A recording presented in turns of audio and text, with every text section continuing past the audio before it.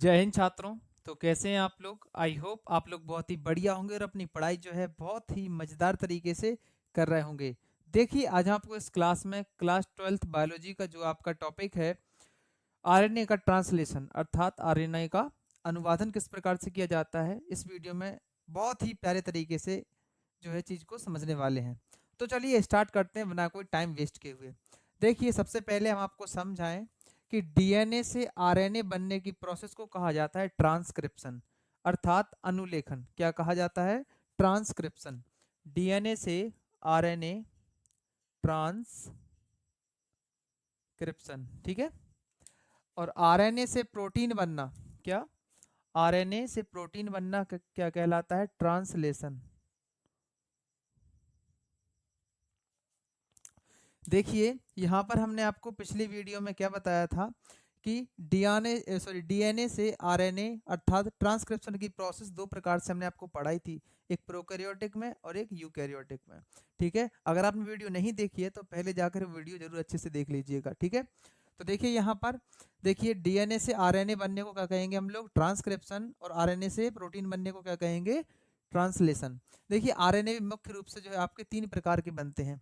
उसमें से मेन क्या होता है आपका? एमआरएनए। वो किस प्रकार से होगा आगे हम जो है इसमें चर्चा करेंगे। देखिए, जो आपका राइबोसोम होता है, राइबोसोम को फैक्ट्री ऑफ प्रोटीन अर्थात प्रोटीन की फैक्ट्री अर्थात कारखाना कहा जाता है। उसका कारण क्यों है? क्योंकि यहाँ पर जो है राइबोसोम में ही क्या बनता है आपका? प्रोटीन बनने का प्रोसेस पूरा कंप्लीट होता है। आगे चल के समझेंगे ये क्या है आपका? राइबोसोम है, इसी के द्वारा जो है मेनली आपका प्रोटीन बनता है। देखिए, एमआरएनए क्या है? Major role in synthesis of protein. इसका मतलब क्या हुआ कि एमआरएनए का मुख्य रोल अर्थात भाग होता है। मुख्य रूप से ये क्या होता है इसमें जो है काम करता है पूरी प्रोसेस में, प्रोटीन बनाने की प्रोसेस में। इसी वजह से इसको क्या कहा जाता है? यहाँ पर मेजर रोल जो है इसमें बोला जाता है। इसको मतलब क्या? इसमें मुख्य भाग होता है। अब देखिएगा, अनुवादन की या ट्रांसलेशन की डेफिनेशन किस प्रकार से हम लिख सकते हैं? एमआरएनए की मदद से प्रोटीन का निर्माण क्या कहलाता है? अनुवादन कहलाता है। देखिए यहाँ पर एमआरएनए इसमें मुख्य रूप से यहाँ पर भाग लेता है, और आरआरएनए और टीआरएनए ये हेल्प करते हैं। क्या करते हैं? ये हेल्प करते हैं। अब देखिएगा, जैसे हमने आपको उसमें पढ़ाया था ट्रांसक्रिप्शन वाले टॉपिक में, कुछ इकाइयाँ बताई थी। अगर आपको ध्यान हो, वो उस पिछली वीडियो में कुछ प्रमोटर के बारे में और स्ट्रक्चरल जीन के बारे में और टर्मिनेटर के बारे में किस प्रकार से थी वो? प्रमोटर को कहा था हमने प्रोत्साहक, और स्ट्रक्चरल जीन को कहा था हमने संरचनात्मक जीन, जहां पर मेन जो है ट्रांसक्रिप्शन की प्रोसेस मुख्यतः वहां पर हो रही थी और एमआरएनए बन रहा था। ठीक है, और लास्ट वाले में क्या था आपका? समापन या फिर टर्मिनेशन। ठीक है, जहां पर पूरी प्रोसेस स्टॉप हो रही थी। ठीक इसी प्रकार से जो एमआरएनए है, यहाँ पर भी जो है यहाँ पर आपको तीन प्रोसेस यहाँ पर देखने के लिए मिलेंगी मुख्यतः। पहला होगा स्टार्ट कोडॉन। इसका मतलब क्या हुआ? सबसे पहले मतलब समझिएगा, कोडॉन क्या होता है? कोडॉन क्या होता है? जो तीन तीन के यहाँ पर पेयर या फिर जोड़े बनते हैं, युग्म बनते हैं नाइट्रोजनी क्षारक के, मतलब एडनिन, ग्वानिन, साइटोसिन, जो ये तीन तीन के ये जो ग्रुप बनते हैं, ये तीनों के ग्रुप को क्या कहते हैं हम लोग? कोडॉन कहते हैं। क्या कहते हैं? कोडॉन कहते हैं। अब देखना, स्टार्ट कोडॉन, स्टार्ट का मतलब होता है यहाँ पर शुरुआत होना किसकी? ट्रांसलेशन की। कहाँ से होती है? यहाँ पर AUG नामक इस कोडॉन से जो है ये स्टार्ट होती है। एक सेकंड रुको, किससे?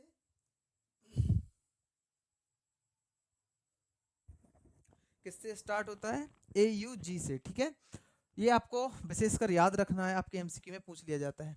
इसके बाद है region coding for a polypeptide chain. इसका मतलब क्या हुआ? रीजन मतलब क्या होता है? क्षेत्र होता है। Coding for a polypeptide chain, ये कौन सा क्षेत्र होता है? जहां पर पॉलीपेप्टाइड चेन अर्थात प्रोटीन श्रृंखला का निर्माण होता है। ये जो बीच की प्रोसेस होगी अभी आपको आगे बताएंगे, जब पूरी पॉलीपेप्टाइड श्रृंखला बनाकर बताएंगे। ठीक है, तो देखिए, ये वह क्षेत्र है जहां से आपका ट्रांसलेशन स्टार्ट होना है, और यह वह क्षेत्र होता है, मतलब बीच का क्षेत्र होता है, जहां पर पॉलीपेप्टाइड चेन बनना स्टार्ट हो जाती है। और यहाँ पर देखिएगा, ये है आपका स्टॉप कोडॉन। नाम से ही समझ में आ रहा, ये ऐसे कोड होते हैं जहां पर पूरा ट्रांसलेशन कंप्लीट हो जाता है, अर्थात वहां पर ट्रांसलेशन स्टॉप हो जाता है। वो किस प्रकार से? UAA, UAG और UGA, ये कोड आपको जो है याद रखने पड़ेंगे। ठीक है, और ये रहा आपका 5 एंड से 3 एंड की ओर, ये क्या है आपका? mRNA। ये क्या है? mRNA। AUG क्या है आपका स्टार्ट कोडॉन, ये क्या है आपका स्टॉप कोडॉन, और बीच में क्या रहेंगे आपके region coding for a polypeptide chain. अब देखिए थोड़े से यहाँ पर डिफरेंस हमने लिख दिए हैं प्रोकैरियोटिक और यूकैरियोटिक के बीच में, हालांकि अपन को क्या करना है इसमें दोनों एक साथ ही पढ़ना है, कुछ ज़्यादा मेजर डिफरेंस नहीं होते हैं, कुछ माइनर ही होते हैं, उसी को देख लेते हैं। देखिए थोड़ा सा डिफरेंस देखने से पहले हम राइबोसोम का स्ट्रक्चर देखते हैं। देखिए ये है आपका कंप्लीट राइबोसोम, ये क्या है कंप्लीट राइबोसोम है, और इसे हम जो है दो भागों में बांटते हैं, एक होता है आपका लार्जर सब यूनिट, एक होता है स्मॉल सब यूनिट। जो बड़ा वाला भाग है इसे कहते हैं लार्जर सब यूनिट, और छोटा वाला भाग है इसे क्या कहते हैं हम लोग स्मॉल सब यूनिट। ये आपको आकृति से ही समझ में आ रहे होंगे। देखिए लार्जर सब यूनिट जो आपको ये रेशोनुमा संरचना दिख रही है RRNA, क्या है RRNA मतलब राइबोसोमल RNA, ठीक है। और यहाँ पर जो पॉइंट दिख रहा है इसमें क्या है ये प्रोटीन रहते हैं, क्या होते हैं आपके प्रोटीन होते हैं, ठीक है। तो ये आपकी कुछ इस प्रकार से संरचना है। अब देखिएगा वापस से अपन आते हैं इस पर डिफरेंस पर। देखिए यहाँ पर mRNA में कैपिंग और टेलिंग, मतलब जो आपके प्रोकैरियोटिक सेल होती है इसमें क्या होता है कैपिंग टेलिंग की प्रोसेस नहीं होती है, ठीक है, जैसा कि हमने आपको कल वाली वीडियो में भी बताया था, पिछली वाली वीडियो में। और इसमें क्या होता है mRNA में कैपिंग की प्रोसेस होती है, टेलिंग की प्रोसेस होती है। कैपिंग में हमने आपको क्या बताया था मेथाइल गोनोसिन ट्राइफॉस्फेट, उसमें जाकर जुड़ रहा था 5 एंड की ओर, ठीक है। और यहाँ पर टेलिंग में क्या बताया था 3 एंड की ओर एडिनाइलेट नामक का एक जो एंजाइम था वो वहां पर ऐड हो रहा था 3 एंड की ओर, ठीक है, ध्यान रखना है आपको। और दूसरा यहाँ पर देखिए इसमें जो है प्रोकैरियोट में 70S प्रकार का राइबोसोम पाया जाता है, कौन सा 70S प्रकार का। और यहाँ पर 50S क्या होता है लार्जर सब यूनिट, और 30S क्या होता है स्मॉल सब यूनिट, ठीक है। इसी वजह से हमने इसके सर्किल भी कैसे बड़े छोटे किए हैं, ठीक है। और ये क्या कौन सा है आपका 80S सब यूनिट है, ठीक है, किसमें पाया जाता है यूकैरियोटिक वाले में। और इसे जो है दो भागों में बांटते हैं हम लोग, कौन कौन से, एक होता है आपका 60S और ये है आपका 40S। एस का मतलब होता है स्वेटबर्ग, ये जो है आपकी यूनिट होती है। अब देखिएगा ये है आपका राइबोसोम, और यहाँ पर देखिए इसमें जो है ये 3 प्रकार के आपको जो है ये देखने हैं, ये क्या है आपका पी ये क्या होती है साइट होती है, मतलब ये इस प्रकार ये जगह होती है अलग अलग, ये दरवाजे की तरह कार्य करती है। किस प्रकार के दरवाजे, ध्यान से समझिएगा। दरवाजे किसके होते हैं tRNA को बुलाने के लिए होते हैं स्टार्टिंग में। देखिए यहाँ पर जो ए है ये इसे बोलते हैं ए साइट, ये क्या है आपका ए साइट, ये क्या है आपका ए साइट, ठीक है। ए साइट दरवाजा, इसका काम क्या होता है एंट्री ऑफ tRNA, मतलब ये tRNA को एंट्री करवाता है, ठीक है। और ये क्या है आपका पी साइट है, ये क्या है आपका पी साइट, पी साइट, ठीक है। अब देखिए पी साइट का काम क्या होता है कंटेनिंग ऑफ पॉलीपेप्टाइड चेन, मतलब ये अपने ऊपर पॉलीपेप्टाइड श्रृंखला को लाद लेता है, कंटेन कर लेता है, ठीक है। और लास्ट में क्या है ई साइट में क्या है आपका, ये क्या है आपका ई साइट, ई साइट में एग्जिट ऑफ राइबोसोम, जो राइबोसोम आएगा उसको जो है बाहर निकालने का काम कौन करेगा ई साइट वाला करेगा, ये ठीक है। ये आपकी 3 प्रकार की इसमें जो साइट पढ़नी है। अब देखिए कुछ आपको tRNA की थोड़ा सा स्ट्रक्चर समझने की आवश्यकता है। आप कहेंगे सर ये क्या है, ये है आपका tRNA, जैसा ये mRNA है ऐसा ये आपका जो है tRNA। सब आप कहेंगे ये तो इस प्रकार से है, ये ऐसा क्यों है, इसका कारण समझ लीजिएगा। जैसे मान लो यहाँ पर है 5 एंड, ये है 3 एंड, ठीक है। यहाँ पर कुछ कोड है, जैसे मान लो AUG। अब इसका कॉम्प्लीमेंट्री मतलब इसका डिकोड कहाँ पर, जैसे ए का क्या होता टी या फिर यू। अब ये RNA है तो ये यहाँ पर क्या होगा टी की जगह पे यू का क्या हो जाएगा ए, और जी का क्या हो जाएगा सी। अब जब ये ऐसा रहेगा तो ये यहाँ से फोल्ड होकर इससे जुड़ जाएगा, यहाँ से क्या इससे फोल्ड होकर आपस में ये जुड़ जाएंगे, तो कुछ इस प्रकार से स्ट्रक्चर बना लेते हैं। इसको क्या कहते हैं हम लोग tRNA, क्या कहते हैं tRNA, ठीक है। अब देखिए यहाँ पर जो कोड रहते हैं वो एंटी कोड होते हैं। एंटी कोड का मतलब होता है कि जैसे यहाँ पर AUG लिखा तो इसका आंसर क्या होगा, आंसर जो होगा उसे कहेंगे एंटी कोडॉन। जैसे यहाँ का आंसर क्या होगा, ए का हो जाएगा आपका यू का हो जाएगा ए, जी का हो जाएगा क्या यहाँ पर हो जाएगा आपका सी। तो ये क्या हुए आपके एंटी कोडॉन। तो tRNA पर यहाँ पर क्या रहते हैं एंटी कोडॉन रहते हैं, क्योंकि ये tRNA जब जाएगा mRNA के पास तो यहाँ पर चिपकने के लिए कुछ कोड की आवश्यकता पड़ती है, वो कोड यहाँ पर पहले से ही मौजूद होते हैं, और ये कोड क्या होते हैं, नाइट्रोजनी क्षारक होते हैं। आई होप आपको चीज़ें बहुत ही प्यारी तरीके से समझ में आ रही होंगी। ठीक है, अब देखिए, अब ये देखिए, अभी हम लोग क्या पढ़ रहे थे, पूरा बेसिस चल रहा था। क्या चल रहा था आपका? पूरा बेसिक चल रहा था। अभी हमने कोई यहाँ पर कोई भी प्रोसेस स्टार्ट नहीं की है। ठीक है, अभी हमने आपको क्या क्या समझाया यहाँ पर, देखिए ट्रांसक्रिप्शन थोड़ा सा बताया है, हालांकि हमने पिछली वीडियो में कंप्लीट आपको समझा रखा है। और इसमें क्या है, ट्रांसलेशन बताया है, और यहाँ पर कुछ राइबोसोम के बारे में बताया है, ट्रांसलेशन की डेफिनेशन बताई है, और ट्रांसलेशन यूनिट बताई है। और इसके बाद एमआरएनए में जो आपके यूनिट होती हैं, मतलब स्टार्ट कोडॉन वगैरह है, और region coding for polypeptide chain के लिए है, और स्टॉप कोडॉन वगैरह है। और इसके बाद आपका यहाँ पर एक और रीजन होता है, उसको कहते हैं अनट्रांसलेटेड रीजन बोलते हैं, मतलब उसका अनुवादन नहीं होता। तो हमने हालांकि उसमें लिखा नहीं है, तो आप ऐसा मत सोचना कि सर ने करवाया नहीं है। ठीक है, उस इसमें एक और यूनिट आप चाहो तो ऐड कर सकते हैं, उसको कहते हैं हम लोग अनट्रांसलेटेड यूनिट, या फिर इसको जो है कोडॉन बोल सकते हैं। ठीक है, वो कोड कैसे होते हैं उसकी कोई आवश्यकता नहीं पड़ती है, मतलब वो ट्रांसलेशन में भाग नहीं लेते हैं। ठीक है, अब देखिएगा, ये कुछ डिफरेंस थे। और ये हो गया आपका राइबोसोम, राइबोसोम में लार्जर सब यूनिट, स्मॉल सब यूनिट, ये है आपके कंटेनिंग ऑफ पॉलीपेप्टाइड चेन, और ये है आपका एंट्री करवाएगा ए वाला, ए साइट वाला, और एग्जिट ऑफ राइबोसोम। आप कहो सर आप याद कैसे करें इसको, कोई दिक्कत नहीं है, याद कैसे करना है, ईपीए, इप्पा क्या हो जाएगा ये, इप्पा, ऐसे याद रख लो, ई पी ए, ईपा क्या हो गया, ईपा।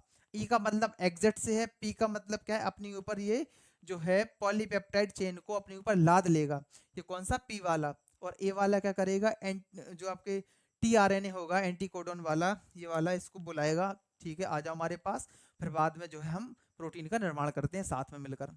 चलिए, अब देखिए यहाँ पर मेन प्रोसेस ऑफ ट्रांसलेशन, अब यहाँ पर मुख्यतः जो आपकी प्रोसेस होती है, पूरी प्रक्रिया होती है, वो किस प्रकार से होती है, ध्यान से समझने की जरूरत है आपको। ठीक है, देखिए ये तो कुछ बेसिक्स थे अभी।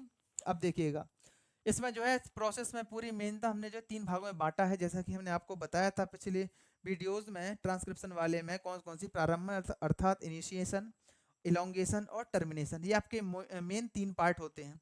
इनिशिएशन का मतलब क्या होता है, प्रारंभन मतलब स्टार्टिंग, और इलोंगेशन का मतलब होता है चेन का बनना, मतलब इलोंगेट होना, मतलब दीर्घीकरण होना, और टर्मिनेशन का मतलब क्या होता है, कोई भी प्रोसेस हो रही हो तो उसको टर्मिनेट कर देना, समाप्त कर देना। ठीक है, इसलिए इसको कहते हैं हम हिंदी में समापन कहते हैं, इसको दीर्घीकरण मतलब इलोंगेट करना, और इससे कहते हैं हम लोग इनिशिएशन मतलब शुरुआत, शुरुआत प्रारंभन भी बोल सकते हैं इसको।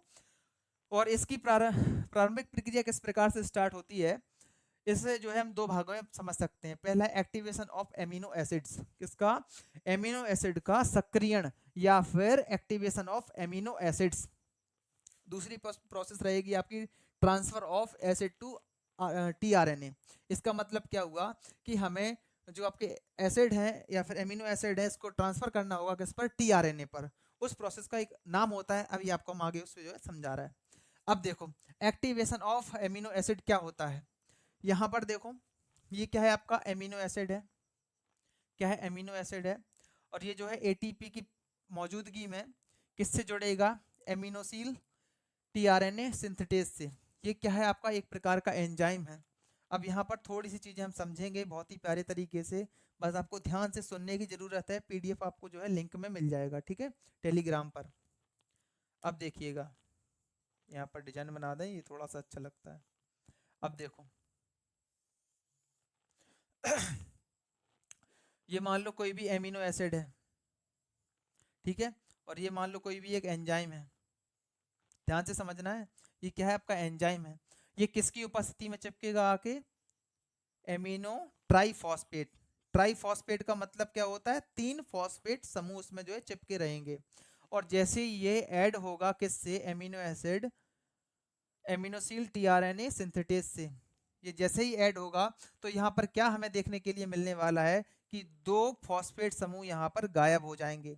क्या हो जाएंगे गायब, यहाँ पर 2 फॉस्फेट समूह यहाँ पर क्या हो जाएंगे, गायब हो जाएंगे। तो बचेगा क्या, केवल एक फॉस्फेट समूह, जिसको हम क्या बोलेंगे, एडिनोसिन मोनोफॉस्फेट। क्या बोलेंगे, एडिनोसिन मोनोफॉस्फेट। ध्यान रखना है आपको, ठीक है। देखिए दोबारा समझिएगा, जैसे ही एमिनो एसिड इस एंजाइम के साथ ऐड होगा, किसकी उपस्थिति में, एडिनोसिन ट्राइफॉस्फेट की उपस्थिति में, तो क्या होगा, जैसे ही ये ऐड होगा तो ये 2 फॉस्फेट यहाँ पर जो है समाप्त हो जाएंगे या गायब हो जाएंगे, बचा कितना, एक।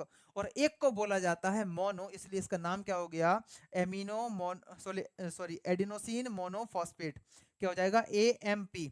तो यहाँ पर आप देख सकते हैं एमिनो एसिड का हमने किसकी प्रेजेंटी में या फिर प्रेजेंट उसके क्या बोलते हैं, किसके प्रेजेंटेंस में हमने क्या करवाया है, ATP के प्रेजेंटेंस में क्या करवाया है, एमिनोसिल tRNA सिंथेटेज को ऐड करवाया है, किससे, एमिनो एसिड से। और यहाँ पर देखो दोनों कॉम्प्लेक्स बन चुके हैं, आपस में जुड़ चुके हैं, और यहाँ पर क्या हट गया, आपका फॉस्फेट समूह हट गया है। तो यहाँ पर आपका क्या क्या बचेगा, यहाँ पर क्या क्या बचेगा आपका, एमिनो एसिड, देखिए amino acid adeno monophosphate enzyme complex बन गया। ये क्या बन गया आपका, ये क्या बन गया, amino acid adenosine monophosphate enzyme complex बन चुका है। और यहाँ पर क्या हट चुका है आपका, फॉस्फेट समूह जो आपके दो यहाँ पर थे, किसमें, ट्राइफॉस्फेट में, जिसमें से 2 गायब हो गए, बचे कितने, केवल एक। ध्यान से समझते चलना है। अब देखिए इस प्रोसेस के बाद क्या होगा, इस प्रोसेस के बाद क्या होगा आपका, जो एमिनो एसिड क्या है आपका, amino acid adenosine monophosphate enzyme complex है। अब ये क्या होगा, ये जो बन के तैयार हुआ है, जैसे ये मान लो कुछ इसी प्रकार से तो जोड़ा था हमने एमिनो एसिड को इसमें। अब ये किससे जाकर चिपकेगा, ये दोनों किससे जाकर चिपकेंगे, ये आपका एक tRNA है, जो ऐसा ही था। अब जैसे ये मान लो ये आपका tRNA है, यहाँ पर जाके ये चिपक गया। अब जैसे ये tRNA के पास जाएगा, तो अब tRNA क्या करेगा, इस एंजाइम को दूर हटा देगा कि अब तुम्हारी आवश्यकता नहीं है, ये हमारे पास आ चुका है। क्योंकि मेन टारगेट क्या होता है tRNA का, अमीनो एसिड को पकड़ लेना। और जैसे ये पकड़ लेंगे तो जो आपका एंजाइम होगा वो अलग हो जाएगा, मतलब क्या है, एंजाइम कॉम्प्लेक्स अलग हो जाएगा। तो देखिए यहाँ पर एमिनो एसिड और यहाँ पर एडिनोसिन मोनोफॉस्फेट एंजाइम कॉम्प्लेक्स था, जो वो tRNA के साथ जुड़कर यहाँ पर क्या हुआ, जो एमिनो एसिड tRNA है ये एक साथ हो गए, और यहाँ पर अलग क्या हो गया, एडिनोसिन मोनोफॉस्फेट एंजाइम यहाँ पर क्या हुआ, अलग हो गया। और जैसे ये अलग होंगे, ये जो आपका पूरी यहाँ पर जो संरचना दिख रही, इसको क्या बोलेंगे हम लोग, कि जो आपका tRNA है वो क्या हो गया, चार्ज हो गया। क्या हो गया, चार्ज। किसके लिए हो गया, ये ट्रांसलेशन के लिए चार्ज हो गया। मतलब अब ये क्या करेगा, सीधे ट्रांसलेशन करने वाला है। और ये पूरी प्रोसेस कहां पर हो रही है, ये हो रही है साइटोप्लाज्म में। कहां पर, साइटोप्लाज्म में। अब देखिएगा इसे क्या कहेंगे हम लोग, यहाँ पर देखिए एमिनो एसिड और ये tRNA आपस में जुड़कर क्या बनाएंगे, चार्जिंग ऑफ tRNA। मतलब ये क्या है, आवेशीकरण है किसका, tRNA का। ठीक है, आई होप आपको चीजें बहुत ही प्यारे तरीके से समझ में आ रही होंगी। अब हमें इसका क्या करना है, देखिए यहाँ पर जैसे ये है आपका mRNA, ये क्या है आपका mRNA, ये है 5 एंड, ये है 3 एंड। और एक बात और, अगर आपको यहाँ पर थोड़ी बहुत कंफ्यूजन भी हो, तो हम बार बार आपसे बोल रहे हैं कि वीडियो को एक बार जरूर देखिएगा दोबारा से, गारंटी हमारी है आपको चीज़ें बहुत ही प्यारे तरीके से स्पष्ट होंगी। बस आपको एक बात ध्यान रखनी है कि अगर आपने इससे पहले वाले वीडियो नहीं देखी हैं तो इसमें थोड़ी सी प्रॉब्लम आ सकती है। तो पहले जाकर आप ट्रांसक्रिप्शन जरूर समझिएगा, तब ये चीज़ें और जाकर क्लियर होंगी। ठीक है, तो देखो यहाँ पर क्या है, यहाँ पर ये कोडॉन है। अब ये क्या करेगा, tRNA के पास क्या पहुंच गया, एमिनो एसिड पहुंच गए। अब ये क्या करेगा, यहाँ पर ये जुड़ना स्टार्ट हो जाएगा कुछ इस प्रकार से, ऐसा समझ लीजिएगा। सिंपल सा चित्र बना दे रहा है। ये हो गया tRNA, ये क्या हो गया, एसिड हो गया। अब हम इसमें क्या करेंगे, ये किस प्रकार से पॉलीपेप्टाइड चेन बनाता है आइए समझते हैं। तब तक आप इसे नोट कर लो या फिर इसका स्क्रीनशॉट कर लो। ठीक है, चलिए ट्रांसलेशन स्टार्ट करते हैं। देखिए ये है आपका mRNA, और उससे पहले वापस से आपको हम याद दिला दें, ई का काम क्या था आपका, एग्जिट ऑफ tRNA, मतलब tRNA को बाहर फेंकना। और पी का मतलब क्या था, यहाँ पर पॉलीपेप्टाइड चेन को अपने ऊपर कंटेन करना, या फिर अपने ऊपर ग्रो करना, या फिर अपने ऊपर चेन को एक दूसरे में ऐड करके चलना, उसको संभाल के रखना। ठीक है, इसलिए इसको ग्रोइंग पॉलीपेप्टाइड चेन भी कहा जाता है। अभी आगे इसका आपको जो है प्रमाण भी मिल जाएगा। अब देखिए ए का मतलब क्या था, ए साइट का मतलब यहाँ पे एंट्री ऑफ tRNA, यहाँ पर tRNA को जो है एंट्री मिलती है, मतलब ये एक प्रकार का दरवाजा मान लो, पहला दरवाजा। अब देखिएगा यह आपका tRNA, जैसा कि अभी हमने आपको और अच्छे से यहाँ पर पूरा स्ट्रक्चर समझाया था। ये नीचे क्या है आपका एंटी कोडॉन है। ठीक है, जैसे मान लो यह है आपका क्या, यहाँ पर ये क्या है आपका स्टार्ट कोडॉन है। क्या है आपका स्टार्ट कोडॉन, अभी हमने आपको बताया था स्टार्ट कोडॉन क्या होता है, AUG। क्या होता है, AUG। और यहाँ पर इसका कॉम्प्लेक्स क्या हो जाएगा, यहाँ पर इसका ए का क्या हो जाएगा, यहाँ पर ए का होता है आपका यू, और यू का क्या होता है ए, और जी का क्या होता है सी। ये क्या हो गया आपका एक प्रकार का एंटी कोडॉन हो गया, ठीक है। और ये क्या है आपका टीआरएनए है, और ऊपर क्या जोड़ दिया था हमने अभी, एमिनो एसिड। यहाँ पर जो आपको पूरी प्रोसेस समझाई थी वो इसी की थी। मतलब टीआरएनए को हमने क्या कर दिया था, एक्टिवेट, मतलब इसमें जो क्या किया था उसको हमने एक्टिवेट कर दिया था, या फिर उसको चार्ज कर दिया था, ठीक है। इसे हम लोगों ने क्या कहा था, चार्जिंग ऑफ टीआरएनए। अब देखिएगा यहाँ पर जो टीआरएनए है, यहाँ पर सबसे पहले कहाँ पर जुड़ेगा, एयूजी वाले पे। और इसलिए यहाँ पर क्या, एक यहाँ पर सब यूनिट आएगी, स्मॉल सब यूनिट। कौन सी, स्मॉल सब यूनिट। ये हो गई आपकी स्मॉल सब यूनिट, ठीक है। अब जैसे ये यहाँ पर इसमें जो है ऐड होगा, यहाँ पर जो टीआरएनए है ये आ गया। और ये जो होता है ये कोडॉन, ये किसका होता है, ये मिथ्योनीन का होता है। किसका होता है, मिथ्योनीन का। MET लिखे दे रहा है यहाँ पर। ये क्या है आपका UAC, ए का क्या हो जाएगा UAC, ठीक है। अब देखो यहाँ पर जैसे ही ये आएगा, फिर इसके बाद क्या होगा, यहाँ पर जो है जैसे ही ऐड होगा, अगले स्टेप में क्या होगा, ध्यान से समझते चलना। UTR का मतलब समझ लो, ये हम भूल गए आपको बताना। यह है आपका अनट्रांसलेटेड रीजन। रीजन का मतलब होता है क्षेत्र, अनट्रांसलेटेड का मतलब होता है कि यहाँ पर अनुवादन से कोई भी लेना देना नहीं है इस क्षेत्र का, ठीक है। अब देखो यहाँ पर हम बनाएंगे इसकी नेक्स्ट स्टेप क्या होने वाली है। ये हो गया आपका 5 एंड, ये हो गया आपका 3 एंड। और ये क्या है आपका AUG, ये क्या है आपका GUC, ये क्या है ACG, ACG, ये क्या है GUC, ये क्या है AUG, और लास्ट में क्या है आपका UAA। ध्यान है हमने आपको लिखाया था स्टॉप कोडॉन क्या है आपका UAA, ठीक है। और भी 2 प्रकार के वहां पर लिखाए थे, अभी हम जो है एक ही प्रकार के ले रहे हैं। अब देखिए वापस से यहाँ पर हम क्या बनाएंगे, यहाँ पर बनाएंगे हम एक ये सब यूनिट, कौन सी वाली है, स्मॉल सब यूनिट बनाएंगे, ठीक है। और जैसे यहाँ पर सब यूनिट बनाएंगे, साथ में यहाँ पर क्या लिखना था हमको UAC। ये क्या है आपका जो है TRNA के लिए है, और यहाँ पर ये क्या हो गया, एक एमिनो एसिड हो गया। जैसे ही ये प्रोसेस कंप्लीट हो गई, ये आपस में जुड़ेंगे, ऊपर वाले प्रोसेस में यहाँ पर क्या एक बड़ी सब यूनिट आकर जुड़ जाएगी। क्या जुड़ जाएगी, यहाँ पर एक बड़ी सब यूनिट। ध्यान है आपको, राइबोसोम हमने पढ़ाया था अभी, वहां पर ऐसे ही हमने दो, जैसे ये है आपका, ये है क्या लार्जर सब यूनिट, और नीचे वाली क्या है स्मॉल सब यूनिट। अब देखो जैसे ही ये जुड़ी थी, यहाँ पर देखो 3 हमने यहाँ पर आपको साइट पढ़ाई थी, अभी बताया था। ये हो गया E, और ये हो गया आपका P, और ये हो गया आपका A। ये क्या है आपका A साइट, ठीक है।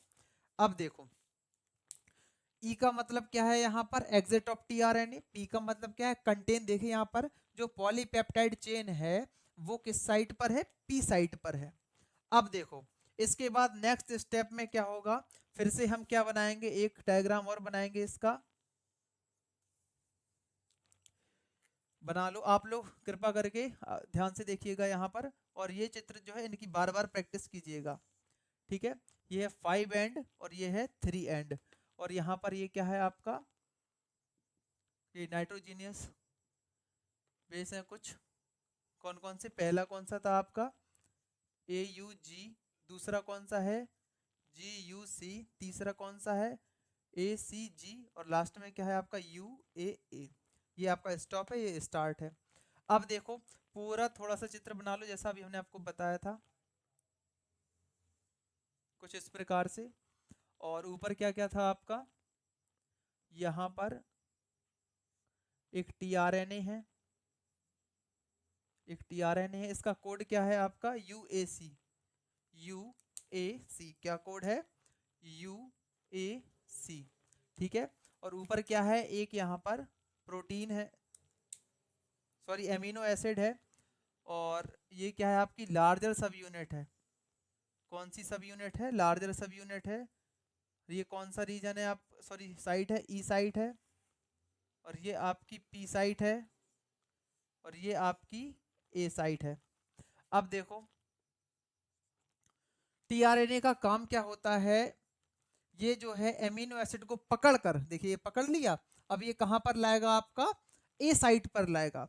तो अब यहां पर हम क्या करेंगे, आपका दूसरा एक देखिए यहां पर ये क्या है, आपका दूसरा कोई कोड है, यहां पर इसका एंटी कोडॉन क्या बनेगा, एंटी कोडॉन बना दो, जी का बनेगा सी, यू का बनेगा यहाँ पर ए, सी का बनेगा जी, सी ए जी, ठीक है। और यहाँ पर ये क्या पकड़ के लाया था अपने साथ में, एक यहाँ पर जो है एमिनो एसिड पकड़ के लाया था। अब देखिए ध्यान से, अब इसमें प्रोसेस क्या होगी, यहाँ पर ये वाला एमिनो एसिड और ये वाला एमिनो एसिड आपस में एक बॉन्ड बनाएंगे, क्या बनाएंगे, बॉन्ड, आपस में जुड़ जाएंगे ऐसा कह सकते। और इस बॉन्ड को क्या कहते हैं, इस बॉन्ड को कहते हैं पॉलीपेप्टाइड बॉन्ड, क्या कहते हैं, पॉलीपेप्टाइड बॉन्ड।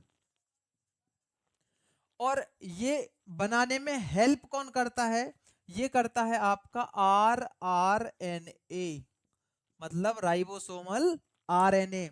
अब देखिएगा शुरू से देखिएगा, नीचे क्या हो गया आपका एमआरएनए, टीआरएनए आपका काम कर ही रहा, और साथ में कौन काम कर रहा है यहाँ पर, आरआरएनए। यहाँ पर देखिए मेन पूरा यहाँ पर जो आपका मेजर रोल है वो किसका है, यहाँ पर एमआरएनए का। देखिए यहाँ पर नीचे क्या है, आपका एमआरएनए है, यहाँ पर टीआरएनए आया, और यहाँ पे हेल्प किसने किया, आपकी आरआरएनए। आरआरएनए का रोल क्या होता है, पॉलीपेप्टाइड बॉन्ड को बनाना, किस किस के बीच में, एमिनो एसिड्स के बीच में, ठीक है। अब देखिएगा प्रोसेस फिर से आगे बढ़ाते हैं, एक फिर से यहाँ पर क्या बना लो, mRNA 5 एंड 3 एंड, देखिए एक, और यहाँ पर ये दूसरा, और ये तीसरा कोडॉन, ठीक है, 3 थे 4 थे, कुछ इस प्रकार से, ठीक है। अब देखो इसका कोड लिख लो AUG, और इसका GUC, और इसका ACG, इसका UAA, ये हटा दो अभी, ठीक है। अब देखो यहाँ पर जो है, अब ये जो है, जो यहाँ पर आपका पॉलीपेप्टाइड बॉन्ड बना था, इसके कारण क्या होगा कि ये जो अमीनो एसिड है ये किससे चिपक जाएगा, आपका जो यहाँ पर अभी अभी आया है टीआरएनए, इसके साथ में ऐड हो जाएगा, क्योंकि यहाँ पर क्या बन चुका है, एक बॉन्ड बन चुका है। अब देखिएगा यहाँ पर हम क्या करेंगे, अब इसको जो है फिर से वापस से सब यूनिट बना लो, नीचे बना लो स्मॉल वाली, ठीक है, ये स्मॉल सब यूनिट हो गई, और ऊपर क्या हो जाएगा आपका लार्ज सब यूनिट,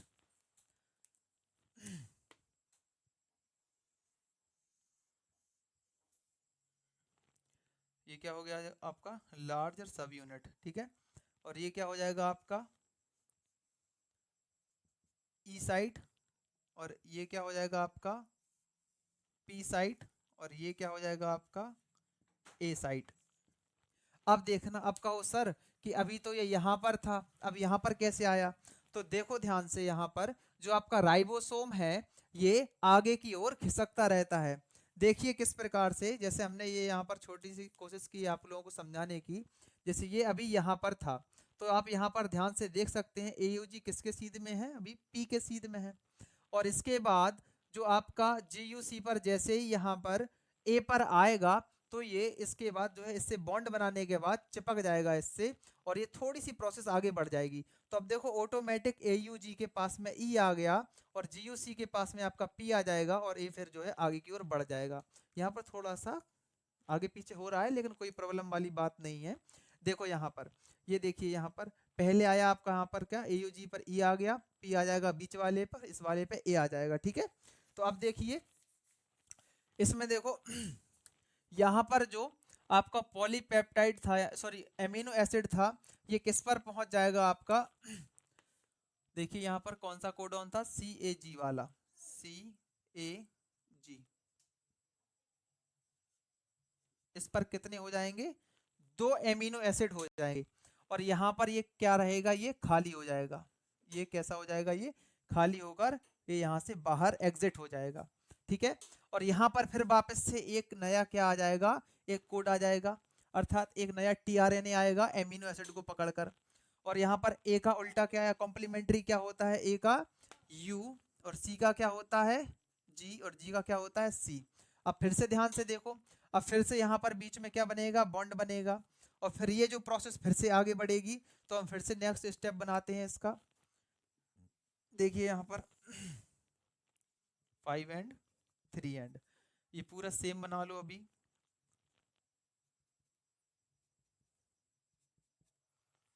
चलो देखो, ए you ji, ji you see, ए सी जी।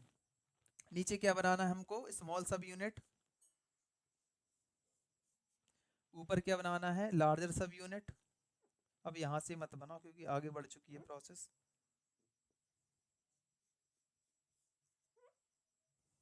ठीक है, आई होप आपको चीज़ें समझ में आ रही होंगी, ना आए तो कृपा करके दोबारा वीडियो जरूर देखिएगा। चीज़ें आपको एक एक डाउट क्लियर हो जाएगा इस पूरी वीडियो से। बहुत छोटी बनाई है हमने, दिमाग ऐसे ही काम करता कभी कभी। चलो देखो, ये क्या है आपका GUC। अब यहाँ पर देखो, तो यहाँ पर क्या आ जाएगा आपका E, और यहाँ पर क्या है आपका P, और यहाँ पर क्या है आपका A था। अब आपका क्या होगा, यहाँ पर ई साइड थोड़ी सी अब और वहीं को होती चली जा रही है।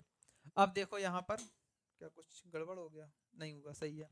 अब देखो यहाँ पर क्या था आपका, ये कोड लिख लो CAG, और यहाँ पर दो चेन बनकर, मतलब दो एमिनो एसिड बन गए थे।